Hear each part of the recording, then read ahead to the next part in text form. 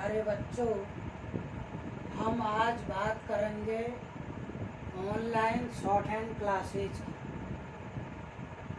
Short hand क्या होती है ये मोस्टली सभी जानते होंगे, फिर भी मैं आपको बताना चाहूँगा।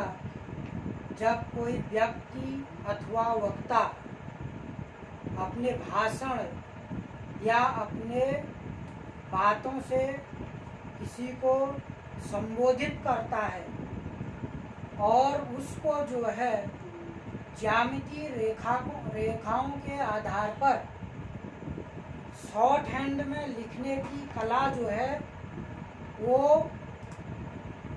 आशुलिपि अथवा शॉर्ट हैंड या स्टेनोग्राफी के नाम से जानी जाती है। अब सबसे पहले जो है हम देखेंगे कि जो शॉर्ट हैंड है वो किस चीज़ पर आधारित है। शॉर्ट हैंड जो है वो ज्योमेट्रिकल ज्यामितीय रेखाओं पर आधारित है, जिसमें जो है रेखाओं के आधार पर अनेक सरल रेखाओं,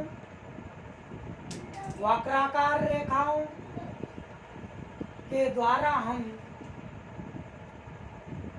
अन्य विभिन्न रेखाओं को प्रकट करते हैं। जैसे हम बात करेंगे आशुलिपिक व्यंजनमाला। वैसे मैं आपको सूक्ष्म रूप में बताऊं तो सपोज दैट हमने एक गोला खींचा। इस गोले के अंदर हमारी देखा जाए तो पूरी शॉर्ट हैंड जो है इस गोले के अंदर से उभर कर प्राप्त होती है। अब इस गोले में आपको कुछ रेखाएं जो हैं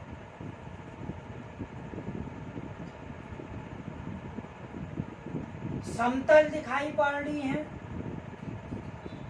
कुछ आपको सीधी दिखाई दे रही हैं, कुछ आपको वक्राकार दिखाई दे रही हैं।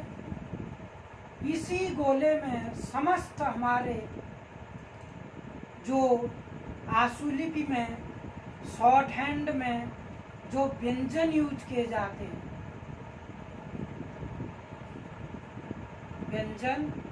वो व्यंजन इसी पूरे सर्किल के अंदर बने हुए हैं। अगर मैं बात करूं, ये जो लाइन खींची हुई है ये लेफ्ट टू राइट की ओर जब हम लिखते हैं तो ये शॉर्ट हैंड में क वर्ग व्यंजन कहलाता है। क वर्ग। अब क वर्ग में क्या होते हैं? क, ख, ग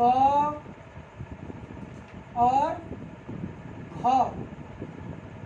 अगर हम आम हिंदी देवनागरी लिपि की बात करें तो क वर्ग के अंदर 5 व्यंजन आते हैं, क, ख, ग, घ, अंग। लेकिन यहाँ पर क्या है, शॉर्ट हैंड में केवल 4 ही व्यंजनों को रखा गया है क वर्ग में। ऐसे ही हम बात करें च वर्ग की। च वर्ग, च वर्ग में भी ऐसे ही 4 आ जाएंगे, च, छ, ज और झ। ऐसे ही हम च के बाद ट वर्ग आ जाता है। ट वर्ग, ट, ठ, ड, ढ। अब हमने देखा कि डिफरेंस टाइप की हमारी रेखाएं हैं। ये जो थी हमारी लेफ्ट टू राइट, इनको हम समतल व्यंजन रेखाएं कहते हैं। समतल, हॉरिजेंटल। ऐसे ही जब चौवर्ग देखा तो ये 60 डिग्री की रेखाएं हैं, और ये जो है अधोमुखी हैं, अधोमुखी। अधोमुखी को इंग्लिश में बोलते हैं डाउनवर्ड। डाउनवर्ड मीन्स ऐसी रेखाएं जो सतह ऊपर से नीचे की ओर खींची जाती हैं और किसी ना किसी आधार को बनाते हुए। यहाँ पर क्या आधार बना है? 60 डिग्री का, और 60 डिग्री में बनी हुई है सारी चौवर्ग व्यंजन रेखाएं। ऐसे ही हम टॉ वर्ग की बात करें तो ये 90 डिग्री है, और ये भी एज इट आपकी अधोमुखी डाउनवर्ड व्यंजन रेखाएं हैं जो 90 डिग्री सीधे 90 डिग्री में एक सीधी रेखा खींचते हैं, तो वो टॉ ठॉ डॉ ढो 4 भिन्न भिन्न प्रकार की रेखाओं को रिप्रेजेंट करती है। ऐसे ही हम इधर एक ये बना है, इसको हम 180 डिग्री कहते हैं। इसमें भी जो है सेम इसी तरह आपकी अधोमुखी रेखाएं रिप्रेजेंट की जाती है। अधोमुखी, इसमें केवल 2 व्यंजन आते हैं, प और ब। इतने व्यंजन हो गए हमारे। अब हमारे जो कुछ व्यंजन होते हैं नासिक्य व्यंजन, नासिक्य व्यंजन, ये भी कैसे होते हैं? समतल होते हैं, और ये भी सदैव लेफ्ट टू राइट की ओर लिखे जाते हैं। बस फर्क क्या होता है? ये वक्राकार होते हैं, वक्राकार। अब यहाँ से हम यहाँ पर काट दें तो ये हो गया हमारा 9। इसी को मैं डार्क कर दूं तो इसको काट के जो है इसको डार्क कर दिया, और ये हो जाता है, बीच में अगर काट दिया तो ये हो जाता है अड़ों। इसी का ठीक उल्टा यहाँ से यहाँ तक हम अगर देखें ऐसे समतल में तो ये हो जाता है मो। इतने व्यंजन हो गए। अब हम अगर यहाँ से स्टेट और यहाँ से स्टेट हम अगर काट देते हैं तो ये अधोमुखी वक्राकार, वक्राकार तौ वर्ग के व्यंजन कहलाते हैं। तौ वर्ग के व्यंजन, तौ, थौ, दौ, धौ। अब इसी का ठीक उलट हम इधर जाएं, ये तो ये जो है इधर भी तौ वर्ग ही व्यंजन है, वक्राकार। तौ वर्ग के जो व्यंजन होते हैं वो 2 प्रकार के होते हैं। एक तो क्लॉकवाइज अर्थात दाईं ओर से लिखी जाने वाली, और एक होते हैं एंटी क्लॉकवाइज अर्थात बाईं ओर से बनाई जाने वाली वक्राकार रेखाएं। सेम हम यहाँ से यहाँ तक अगर काट देते हैं, यहाँ से यहाँ तक, तो ये हमारा बन जाता है 100 डाउनवर्ड, 100/100। और ऐसे ही हम यहाँ से यहाँ पर तक काट देते हैं तो ये बन जाता है 100 भौ, 2 चीजें। और अगर इसी को बीच में काट देते हैं तो ये हो जाता है भौ। और अगर हम यहाँ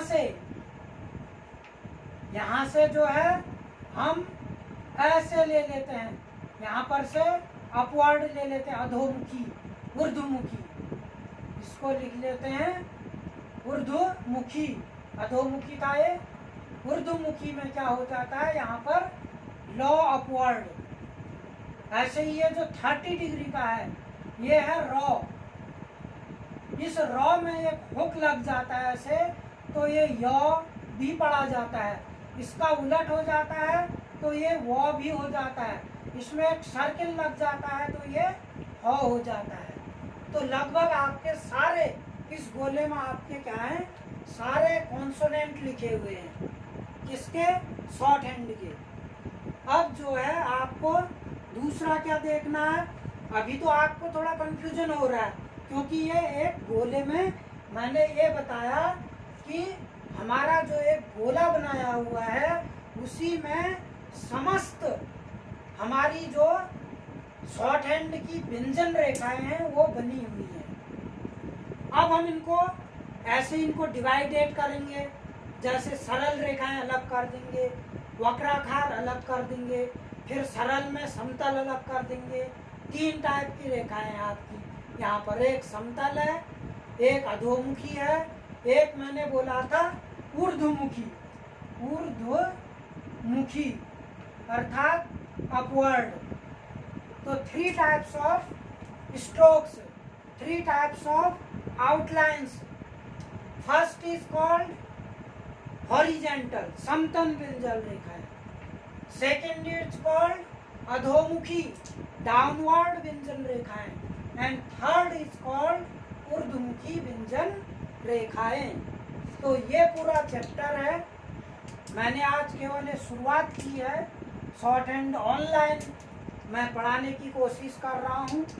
आशा करता हूँ कि जो भी बच्चे सीखना चाहें वो ज़रूर वीडियो को देखेंगे और मुझे कमेंट में बताएंगे कि ये समझ में आ रहा है अथवा नहीं आ रहा है।